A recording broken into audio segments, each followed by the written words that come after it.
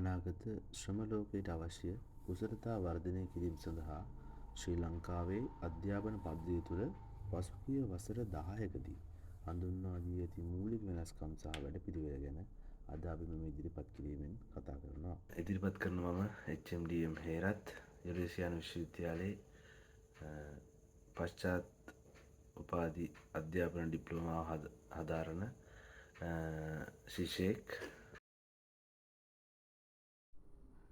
තොරතුරු තාක්ෂණය යනු අද ලෝකයේ අතිවේගයෙන් සංවර්ධනය වන අංගයක් වන අතර ශ්‍රී ලංකාවේ අධ්‍යාපන ශාස්ත්‍රයේ IT අධ්‍යාපනය එක් කිරීම ඉතා වැදගත් පියවරක් ලෙස දකින්න පුළුවන්. ඒ වගේම 21 වන සතවර්ෂයේ දියුණු වන තොරතුරු සහ සංවේදන තාක්ෂණය හරහා සිසුන්ට නව ලෝකය ඉතාමත් හොඳින් විවෘත වෙනවා. ඒ අනුව නව්‍යතා සහ නිපුණතා වර්ධනය කර ගැනීමට හැකියාව ලැබෙනවා.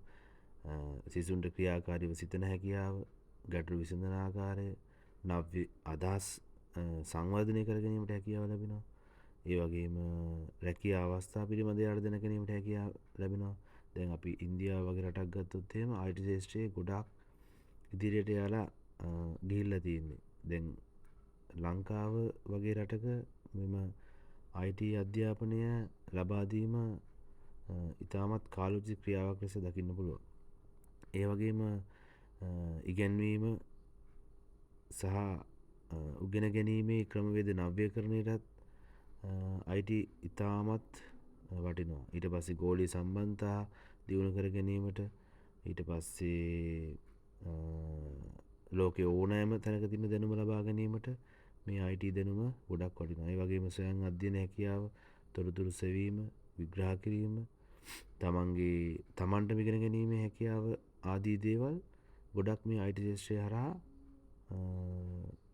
ශ්‍රී ලංකාවේ ළමුන්ට ලැබෙනවා. ඉතින් පහුගිය වසර 10 ඇතුළත IT ශාස්ත්‍රය වර්ධනය කිරීම ඉතාමත් කාලෝචිත ක්‍රියාවක් විදිහට තමයි දකින්න පුළුවන් වෙන්නේ. ඊළඟට අපි අවධානය යොමු කරන්නේ STEAM. STEAM අධ්‍යාපනය ලෙස හඳුන්වන්නේ Science, Technology, Engineering, Arts, Mathematics කියන සබ්ජෙක්ට්. මේ වටිනාකම ගොඩක් තියෙනවා. ඒ කියන්නේ නිර්මාණාත්මක හා නව්‍ය සිතන්න ළමයිට පුරුදු කරනවා මේ හරහා. ඊට පස්සේ විවිධ විෂයන් එකිනෙකට ගලපන්න පුළුවන්. ඊට පස්සේ මේ තුළ තියෙන යථාර්ථය හඳුනා ගැනීමට, ගැටලු විසඳන්න හැකියාව ලැබෙනවා. ඊට පස්සේ අනාගත වැඩලොවට අවශ්‍ය රැකියාව සඳහා සූදානමක් ලබා ගන්න පුළුවන්. ඊට පස්සේ කලාව සහ ගණිතය අතර තියෙන සම්බන්ධතාවය කොහොමද? ඊට පස්සේ කලාවෙන් සහ ගණිතය එකතු කරලා කොහොමද ගැටලුවක් විසඳන්නේ? අනාගත ලෝකයට විචාරශීලීව මුහුණ දෙන්නේ කොහොමද? තව ඒ වගේම දේශීය නවෝත්පාදන, ඒ කියන්නේ ලංකාව වගේ රටක තියෙන පැරණි ක්‍රම වැඩි දියුණු කරන්නේ කොහොමද? මේ තාක්ෂණය හරහා ලෝකෙට හඳුන්වා දෙන්නේ කොහොමද කියන එක. ඊට පස්සේ ගෝලීය තරඟයට සූදානම් වෙන්නේ කොහොමද කියන එක මේ STEAM හරහා ගොඩක් අපේ පාසල් ළමුන්ට ලැබෙනවා. ඒ වගේම STEAM අධ්‍යාපනයේ සාර්ථකව ක්‍රියාත්මක වීමට නම් සාම්ප්‍රදායික විභාග පදනම්ව තියෙන දෙයින් පමණක් තක්සේරුව සහ ක්‍රියාකාරීත්වය අපිට මැනගන්න වෙන්නේ. ඒ නිසා නව ඇගයීම් ක්‍රම භාවිතා කරන්න අවශ්‍ය වෙනවා.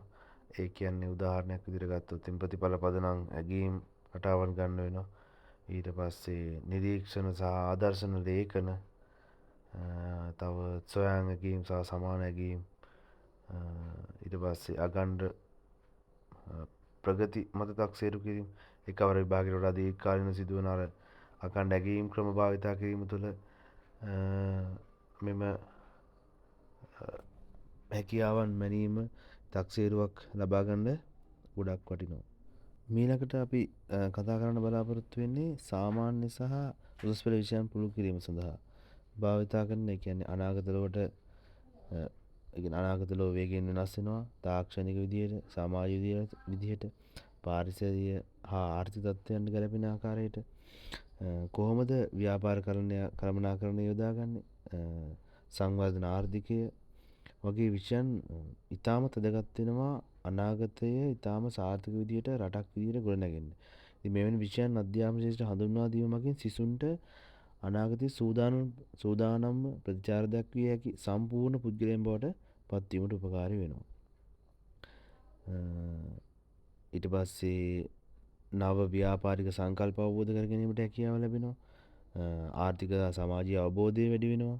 ඊට පස්සේ පාලන නීතිමය සහ මූලික කුසලතා වර්ධනය වෙනවා. නව උත්පාදන හැකියාව වැඩි දියුණු කරගන්න පුළුවන්. ඒ වගේම මෙහි තක්සේරුව සහ හැකියීම් පිළිබඳව අපි කතා කරොත් එහෙම සිසුන්ට ව්‍යාපාරික ආකාරයන්ට ගැළපෙන ව්‍යාපෘති හරහා පසුබැසීමකින් තොරව තක්සේරුව ලබා දීමට හැකියාව ලැබෙනවා. ඊට පස්සේ SWOT කියන එක ඇනලයිස් කරන්න යාලට හැකියාව ලැබෙනවා සහ ඒ හරහා අනාගතයේ වෙන්න පුළුවන් ගැටලු මොනවද, ව්‍යාපාරය කොහොමද කරගෙන යන්නේ, ව්‍යාපාර ආර්ථිකයට මුහුණ දෙන්නේ කොහොමද ආදී වශයෙන් දේවල් ගැන කතා කරනවා. ඒ වගේම සංනිවේදන හැකියාවන්, තොරතුරු විශ්ලේෂණය හා නිරූපණ හැකියාව මත පදනම්ව තක්සේරුව ලබා ගැනීමට හැකියාව ලැබෙනවා. ඊළඟ ස්ලයිඩ් එකෙන් මම කතා කරන්න බලාපොරොත්තු වෙන්නේ වෘත්තීය පුහුණුව ගැන. ශ්‍රී ලංකාවේ ගොඩක් ළමුන් සාමාන්‍ය පෙළ හෝ උසස් පෙළ හදාරලා ඉවත් වෙලා විශ්වවිද්‍යාලයට වරම් නොලබන, උසස් පෙළට වරම් නොලබන ශිෂ්‍යයන් සඳහා ඉතාමත් වටිනා වැඩසටහනක් තමයි වෘත්තීය පුහුණුව අධ්‍යාපනය කියලා කියන්නේ. මෙහිදී ටෙට් එකෙන් අදහස් කරන්නේ technical and vocational education and training කියන එක.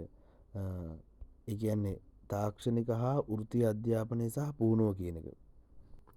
මේ තුලින් සිසුන්ට හා වැඩිහිටියන්ට වෘත්තීය නිපුණතා, දැනුම හා ක්‍රියාත්මක හැකියාවන් ලබා දීමේ අරමුණු ඇති අධ්‍යාපන ශාස්ත්‍රයක ශ්‍රී ලංකාව වැනි සංවර්ධනයෙන් ඇති රටක ටෙට් ඉතාමත් වැදගත් වෙනවා. හැකියාව වැඩි කිරීම, නව තාක්ෂණික දේවල් දැන ගැනීමට හැකියාව ලබා දීම, ජාතික ආර්ථිකයට දායක වීම, කුසලතා පදනම් සංවර්ධනයේ හැකියාව ලබා දීම, ඊට පස්සේ ප්‍රාදේශීය සංවර්ධනයට දායක කර ගැනීමට හැකියාව දෙනවා. ග්‍රාමීය ප්‍රදේශවල තියෙන කුසලතා පුහුණු මධ්‍යස්ථාන මගින් තවත් හැකියාව උත්පාදනය කරන්න හැකියාව ලැබෙනවා. ඊට පස්සේ නුපුහුණු අය වෙනුවට පුහුණු සහතිකයක් සහිත වගකීමක් සහිත පුද්ගලයෙක් බිහි කරන්න හැකියාව ලැබෙනවා. ඒ වගේම යම්කිසි සිසුවෙකුට තියෙනවා නම් හැකියාවක්, ඒ හැකියාව සාර්ථකව මැනීම සඳහා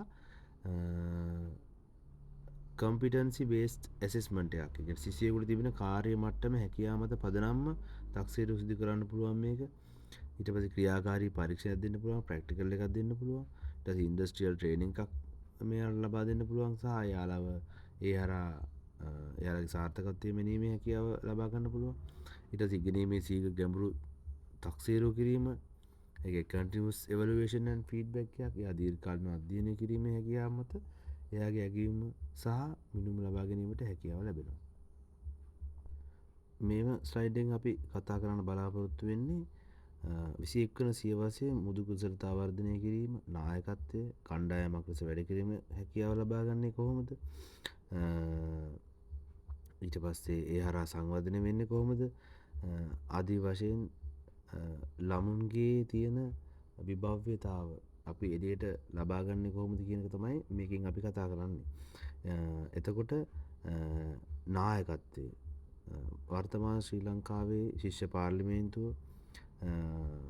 ස්කවුටින්, ඩිබේටින්, ඊට පස්සේ ක්ලබ් හරහා යන වැඩසටහන් ආදී මගින් නායකත්වයේ සම්බන්ධයෙන් එයාලගේ